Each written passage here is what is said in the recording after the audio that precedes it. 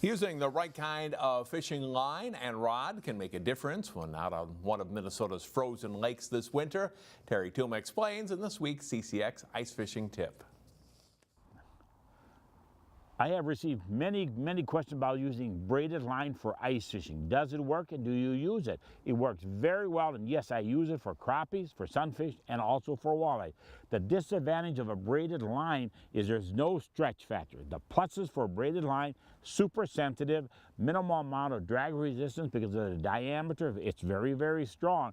But what we have to do is use a rod that's going to have very soft or flexible tip, and the center part of that blank, the power of that blank needs to be bendable, if you will, or pliable, just to give so you can absorb the shock of that fish. And then your drag system needs to be loose so you can, again, land that fish. What we can do and what we should do is either use a black barrel swivel or tie your mono line right to your fire line, your braided line, for added stretch, if you will.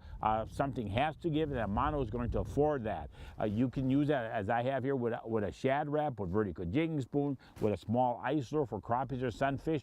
But there's a lot of pluses in using the mono attached to the braided line, the stretch factor, the no stretch factor, and the drag resistance. Something we should consider, and yes, it does work very well. Give it a try this winter. Thanks, Terry. And that's all for sports.